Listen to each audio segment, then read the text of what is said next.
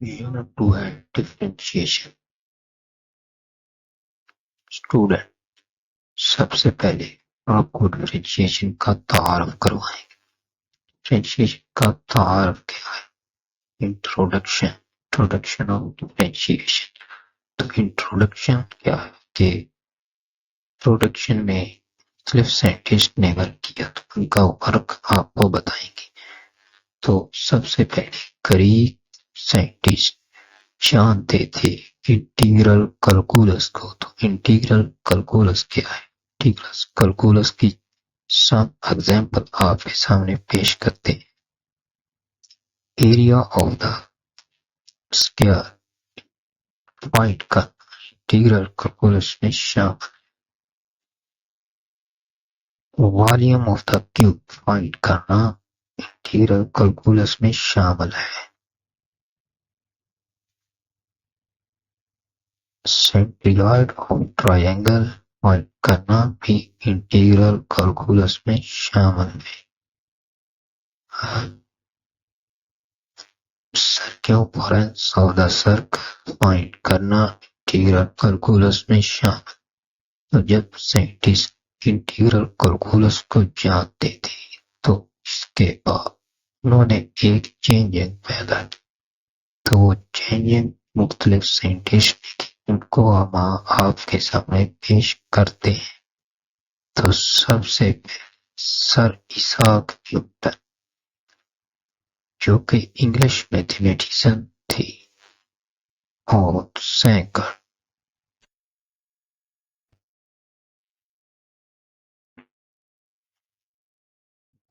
William लेबनाइज, जो कि German mathematician थे। इन साइंटिस्ट ने इन्होंने जो मुतारिफ करवाया वो था instantaneous rates of change. Instantaneous rates of change, तो इसकी डेफिनेशन हम करते हैं। The change appear in one moment. Any process is called instantaneous rates of change. यानी कोई भी तब्दीली जो एक मोमेंट में अपीयर हो, यानी कोई प्रोसेस अपनी नॉर्मल स्पीड से चल रहा है, तो उसमें कोई चेंजिंग आती है एक लम्हे के लिए, तो उसको कहते हैं इंस्टेंटेनियस रेट्स ऑफ चेंज। तो कॉमन लाइफ में इसकी एग्जांपल आपके सामने पेश करते हैं। तो आपके सामने ये एक गाड़ी सफर कर रही है, इसका डैशबोर्ड दिखाया जा रहा है कि नॉर्मल स्पीड से सफर कर रही है। तो अचानक इसकी स्पीड में ये चेंजिंग आई, तो जो चेंजिंग इसके एक लम्हे में आई, तो उसको कहते हैं इंस्टेंटेनियस रेट्स ऑफ चेंज। आप इंस्टेंटेनियस रेट ऑफ चेंज को समझ गए। तो इसको फाइंड करने के बाद साइंटिस्ट डायरेक्टली डिफरेंशियल कैलकुलस पर पहुंच गए। तो डिफरेंशियल कैलकुलस को उन्होंने फाइंड कर लिया। तो डिफरेंशियल कैलकुलस को समझने के डिपेंडेंट इंडिपेंडेंट वेरिएबल्स को समझना जरूरी है। तो इसकी एक एग्जांपल सपोज करते हैं। Let's y is equal to x square plus 1। तो इसमें y को इक्वल सपोज करेंगे एफ ऑफ एक्स के। अब हम y को रिप्लेस करेंगे एफ ऑफ एक्स से। y को एफ ऑफ एक्स से हमने रिप्लेस कर दिया। अब x की डिफरेंट वैल्यू हम इस पर अप्लाई करेंगे। तो x को अप्लाई करेंगे 2 और x को 2.5 अप्लाई करके देखेंगे कि क्या चेंजिंग आती है। तो x की जगह पर हम 2 पुट किया और इधर भी हमने 2 पुट किया। अब इसकी करेंगे कैलकुलेशन। कैलकुलेशन में 2 का स्क्वायर है, तो 2 को 2 में मल्टीप्लाई करें तो इसका आंसर 4 आ जाए। 4 को 1 से प्लस कर देंगे तो इसका आंसर 5 आ जाए। तो ये जो 5 आंसर आया, तो ये y का आंसर आ गया, यानी कि y की वैल्यू 5 आ गई।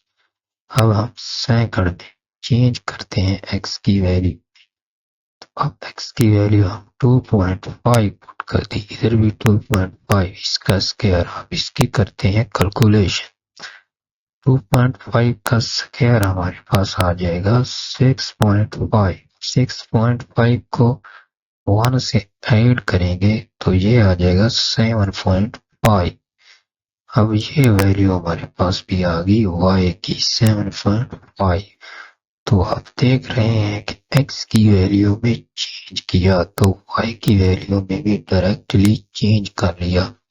अब x की वैल्यू y की वैल्यू में चेंज डिपेंड करता है x की वैल्यू पर, तो इसलिए y को हम कहेंगे डिपेंडेंट वेरिएबल और x को कहेंगे इंडिपेंडेंट वेरिएबल। x की वैल्यू में 2 से हमने 2.5 का चेंज किया तो y की वैल्यू में 5 से 7.5 का चेंज आ गया। तो इसलिए x इंडिपेंडेंट वेरिएबल है, यानी आजाद वेरिएबल है, इसमें कोई भी वैल्यू पुट कर सकते हैं। तो y डिपेंडेंट है, ये x पर डिपेंड करेगा कि जो वैल्यू हमने x में पुट की है उस लिहाज से y का आंसर आना है। अगर y में x में चेंज की है तो y की वैल्यू में भी चेंज आ जाएगा। तो ये समझ में आ गया डिपेंड और इंडिपेंडेंट वेरिएबल। अब हमारे पास है नोटेशन ऑफ डेरिवेटर कि डेरिवेटर को नोटेशन कैसे करनी है, डेरिवेटर को लिखना कैसे है। तो ये मुख्तलिफ साइंटिस्ट का वर्क आपके सामने पेश करेंगे। तो सबसे पहले है लेबनाइज। तो इसने डेरिवेटर को मुतारिफ कराया। तो इसने derivative of y with respect to x और derivative of with respect to x, इस तरह इसने डेरिवेटर को लिखने का मेथड बताया। सेकंड में जो साइंटिस्ट आता है न्यूटन, तो इसने डेरिवेटर को f of x से लिखना शुरू किया। तो थर्ड में आता है लाग्रांज, तो इसने इस तरह डेरिवेटर को लिखा। लास्ट में आता है क्यूच, इसने डेरिवेटर ऑफ f(x) लिखा। तो अब हम डायरेक्टली चलेंगे कि डेरिवेटर को फाइंड कैसे करना है। फाइंडिंग मेथड ऑफ डेरिवेटर, तो इसके लिए मुख्तलिफ तरीकेकार से पूछा जाएगा।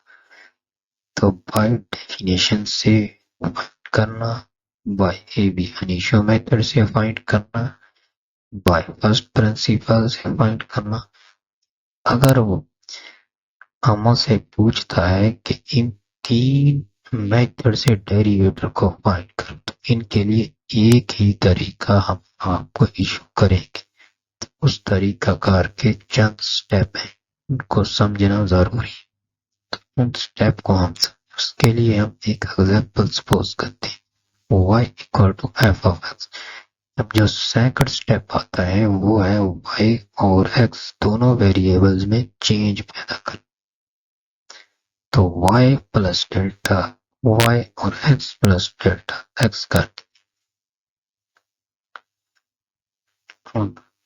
y को रिमूव करने के लिए लेफ्ट साइड पर नेगेटिव y और राइट साइड पर भी नेगेटिव y ऐड कर दिया। अब हमारे पास ये y इस y से कैंसिल हो जाएगा। तो delta y equal to f of x plus delta x, negative y रह जाएगा। अब जो नेक्स्ट स्टेप आएगा, डेल्टा x को डिवाइड करना बोथ साइड्स पर। तो y की value f of x put कर दी। तो अब हमने ये डेल्टा x लेफ्ट साइड और डेल्टा x राइट साइड पर डिवाइड कर दी। अब जो लास्ट स्टेप, लिमिट अप्लाई करना दोनों साइड्स पर।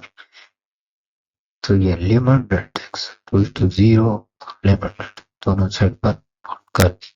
इन स्टेप को फॉलो करते हुए हम इन तीनों तरीकों से first principle, initio method, definition से डेरिवेटर को फाइंड कर सकते हैं। अगर इसके इन तीन तरीकों से अलावा डेरिवेटिव फाइंड करने का कहा जाए तो फिर फार्मूलाज की मदद लेंगे। तो इसके लिए डिफरेंट पावर ट्रिग्नोमेट्रिक फंक्शन के डेरिवेटिव फार्मूलाज और हाइपरबोलिक फंक्शन के फार्मूला यूज किए जाएंगे। तो नेक्स्ट लेक्चर में इंशाल्लाह वो तमाम फार्मूलाज जो चैप्टर नंबर 2 में डेरिवेटिव फाइंड करने के लिए यूज होंगे वो आपके सामने पेश करेंगे इंशाल्लाह।